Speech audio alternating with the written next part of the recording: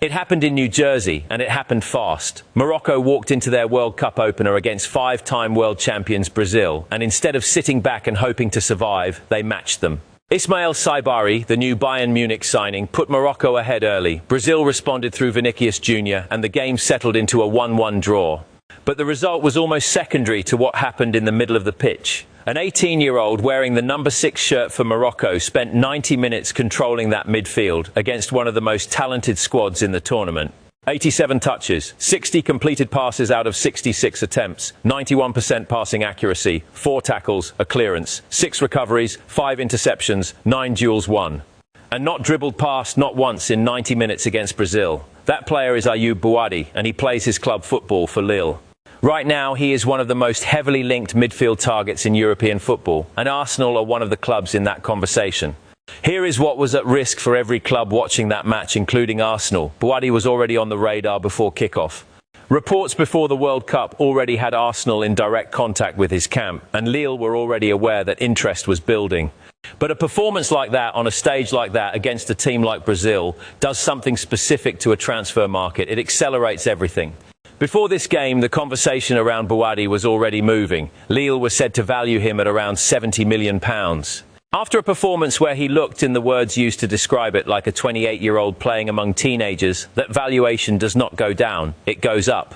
Every club that had been quietly making contact now has to decide whether to move faster, because every other interested club just watched the same match. That is the stake. Not just for Arsenal, but for Liverpool and Paris Saint-Germain too, all three of whom have been mentioned in connection with this player. The risk for Arsenal specifically is simple. If they hesitate, the price moves further away from them and the queue of competition gets longer. Before we go further into how this is playing out, if you want this kind of grounded, fact-based breakdown of every Arsenal transfer story as it develops this summer, make sure you are subscribed to Arsenal Daily Talk. We are not here to chase headlines for clicks. We are here to walk through what is actually happening, what is confirmed, and what is still just talk. Hit that subscribe button if you want the full picture every single day. Let us start with the match itself, because everything else this week connects back to it. Buadi's World Cup debut against Brazil was not a quiet appearance for an emerging talent. It was a statement performance. The numbers tell most of the story on their own. 87 touches in 90 minutes means he was constantly involved, constantly available for the ball, constantly trusted by his teammates to take possession in tight spaces. A 91% pass completion rate against a Brazilian midfield is not something you stumble into. And defensively, 4 tackles, 6 recoveries, 5 interceptions and 0 successful dribbles past him in the entire match. That is a complete performance from a player who is still a teenager. Alan Smith watched that performance and described Buadi as a superstar in the making, praising his constant movement and his quality on the ball. Peter Drury, watching the same match, said the player looked like he was 28, not 18, and called him the boss of the midfield. These are not throwaway comments. These are experienced football voices reacting in real time to a teenager controlling a World Cup match against Brazil. My read on this is straightforward. Performances like this do not happen in isolation. Buadi has been excellent in League One for over a year, which is exactly why Arsenal, Liverpool and Paris Saint-Germain were already paying attention before the World Cup even started. What this match did was take a player who was already on 3 major shortlists and put him in front of a global audience with the kind of numbers that justify every bit of that interest. For Arsenal, the timing is not ideal because it strengthens Lille's negotiating position. Right at the moment, Arsenal may want to push a deal forward. Now let us move to the transfer situation itself, because this is where we need to be very careful about what is confirmed and what is still developing. According to the updates shared around Buadi, Lille are fully aware that major clubs are going to come for their player this summer, and that awareness did not start with this World Cup. It started earlier in the year. Between January and now, Paris Saint-Germain have already approached his representatives. Paris Saint-Germain are described as long-term admirers of Buadi, and they are not currently dealing with a crowded midfield market, which makes a move for him more realistic for them than it might be for a club that already has several midfielders in that position. Then there is the English interest. Arsenal have had direct contact with the player's agents. Liverpool have also had direct contact and held meetings with his representatives. So at this stage, what we know is this: 3 clubs, Paris Saint-Germain, Arsenal and Liverpool, have all made contact. None of this is described as a completed transfer, an agreed fee or a signed contract. This is the contact and conversation stage. It is real interest, it is documented interest, but it is not a done deal, and viewers should treat it exactly as that: genuine interest at an early stage. My analysis here is that Arsenal's position is not weak, but it is not unique either. Having direct contact with a player's agents is a meaningful step. It shows the club has identified the target and started the groundwork. But when two other major clubs are doing the same thing at the same time, the advantage shifts to whoever can move with the most clarity and the strongest financial offer relative to Lille's valuation. And that valuation, as we covered, is only moving in one direction after this World Cup performance. Now let us bring in the additional reporting around Arsenal's interest in Buadi specifically, because there is more detail here that matters. The reporting indicates Arsenal have been pursuing this move for a number of months, not weeks. The club has reportedly outlined a key role for Buadi in their long-term plans, and the player himself is believed to be receptive to the idea of joining. On the valuation side, Lille are said to be looking for around £70 million, but here is the detail that stands out to me. Arsenal are described as confident that their positive relationship with Lille president Olivier Letang could be beneficial during negotiations. That last point is significant, and here is why. Transfer fees are often shaped just as much by the relationship between clubs as by the headline number. If Arsenal have built genuine goodwill with Lille's president through previous dealings, that can translate into smoother negotiations, more flexible payment structures, or simply being given priority access to talks before other suitors. It does not guarantee a lower fee, especially with the price already trending upward, but it can be the difference between a deal getting done quickly and a deal dragging out while other clubs circle. So where does that leave us on Buadi? The performance against Brazil was real, the stats were real, the praise from Smith and Drury was real. The interest from Arsenal, Liverpool and Paris Saint-Germain is real and at the contact and meeting stage. The valuation of around £70 million is the current asking point from Lille, and Arsenal's relationship with the club's leadership is presented as a potential advantage. Nothing here is a confirmed transfer. Everything here is interest, positioning and early-stage negotiation. That is the honest picture, and it is still a significant one because very few players get this level of simultaneous attention from three major European clubs at 18 years old. Let us move on to the other stories circulating, because Buadi is not the only name on the table this week. There is a claim that Arsenal have requested information on Roma midfielder Manu Koné, with initial contact already made with his agents, and that Arsenal are closely monitoring the situation during the window. I want to be precise here. This is described as Arsenal requesting information and making initial contact. That is an early-stage scouting and information-gathering action. It is not a bid, it is not a negotiation, and it should be treated as a developing story rather than anything close to confirmed. What it does tell us, though, is that Arsenal appear to be casting a wide net in midfield, looking at multiple profiles rather than committing everything to a single target. That is consistent with a club trying to build leverage and optionality before committing to one expensive deal.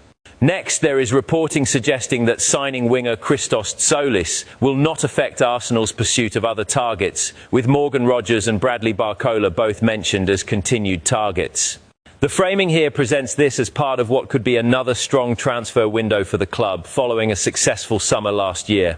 I want to flag this clearly as a report rather than a confirmed outcome. What stands out to me is the underlying message, which is that Arsenal are not being presented as a club forced to choose between targets because of budget constraints. The suggestion is that one deal does not close the door on others. Whether that holds up depends entirely on how the rest of the window plays out, but it is worth noting because it shapes expectations among supporters about how ambitious this window could be.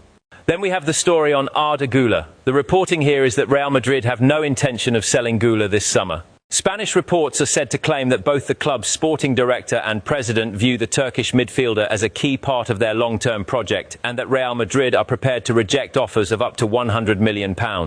Despite reported interest from both Arsenal and Paris Saint-Germain, Güler is described as untouchable and expected to play an important role next season. This one is important to get right because the headline interest from Arsenal could easily be misread as an active pursuit with momentum. It is not. The actual substance of this story is Real Madrid's position, which is firmly that the player is not for sale, even at a fee as high as £100 million. So while Arsenal's name is mentioned as one of the interested parties, the dominant fact here is a closed door from Real Madrid. My read is that this is more useful as context for how highly Real Madrid value their own young talent than as any kind of live transfer story for Arsenal. If anything, it tells us that even if Arsenal wanted to pursue Güler, the asking price and the willingness to sell are simply not there right now. Now to a broader piece of reporting which suggests that Arsenal are working on multiple transfers at the same time, not limited to wingers, with midfield strengthening also described as a focus this summer. The reporting also describes manager Mikel Arteta as fully involved in planning the transfer window alongside strong optimism around his contract renewal, and states that several internal plans are already in motion behind the scenes. What I take from this is a picture of a club operating with a clear internal structure rather than reacting to individual headlines as they appear. If midfield strengthening is genuinely a parallel focus alongside winger business, that lines up with everything we have already discussed: the interest in Buadi, the information request on Manu Koné, and the suggestion that one signing does not close off pursuit of others. The mention of optimism around Arteta's contract renewal is also worth noting, because a manager with long-term security tends to be given more influence over recruitment planning, which supports the idea that these plans are coordinated rather than improvised. Next is the claim that Arsenal are preparing an £86 million bid for Juventus forward Kenan Yildiz, described as the club's dream target winger for the summer. I want to be very clear that this is reported as a preparation, not a submitted bid, and certainly not an agreed transfer. £86 million is a substantial figure, and if accurate, it would represent one of the more significant moves of the window. But until there is confirmation of an actual bid being lodged or any response from Juventus, this remains firmly in the rumour category. It does fit, however, with the broader pattern we have seen, which is a club reportedly active across multiple positions and price brackets at the same time. Now let us shift away from transfer speculation and towards something more grounded, which is the voices coming from inside and around the club about the players already there. Roy Keane's comments are worth sitting with. He pointed to Declan Rice, William Saliba, Gabriel Magalhaes and Riccardo Calafiori as players that big clubs want, but who show no interest in leaving. He described the way they play as a team that operates like a family, with passion, not just because they are paid to perform, but because they genuinely care about the club. His conclusion was that this group will be a problem for every other team in the league for years to come. My analysis here is that this matters for the bigger picture of Arsenal's summer.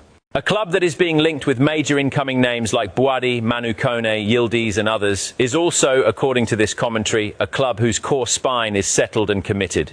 That stability is not nothing. It means any incoming additions would be layered onto a group that, by this account, already has strong internal chemistry and shared ambition. For a club trying to build sustained success rather than a single good season, having your most coveted players choosing to stay is arguably as important as bringing new ones in. There is also a lighter moment worth including because it tells us something about the mood within the squad.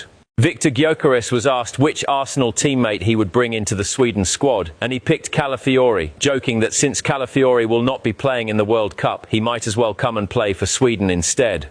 It is a small moment, but it reflects a relaxed, confident dynamic among players who clearly get along, even across international lines. In a summer full of speculation and big numbers, these little details remind us that the dressing room itself appears to be in a healthy place. And finally, there is William Saliba's own reflection on where the club stands. He said that the squad has entered the history of Arsenal, but that his ambition is to become a legend, and that doing so requires creating a dynasty and winning again. This is a player speaking from inside the camp, not a rumour, not a report, a direct reflection of mindset from one of the players Roy Keane specifically named as central to that core group.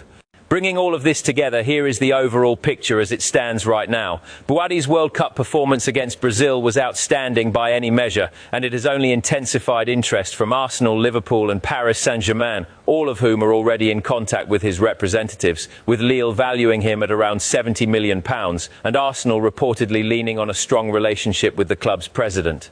Beyond that single name, the broader picture suggests a club casting a wide net, with information requests on players like Manu Koné, continued interest in wingers like Morgan Rogers, Bradley Barcola and Kenan Yildiz, and a parallel focus on midfield reinforcement, all while a closed door from Real Madrid on Arda Güler shows that not every target is realistically attainable. Underneath all of that speculation sits a core group of players, Rice, Saliba, Gabriel and Calafiori among them, who by every account are settled, committed and central to whatever comes next. Nothing here is presented as finished business. The contact stages are real, the interest is real, the numbers from the World Cup are real, but the deals themselves remain open. That is the honest state of play, and it is one worth following closely because very few summers carry this much simultaneous movement across so many positions. That is where we leave it for today. If you want to stay across every development in this story as it unfolds, with the same level of care about what is confirmed and what is still speculation, make sure you are subscribed to Arsenal Daily Talk, and we will see you in the next one.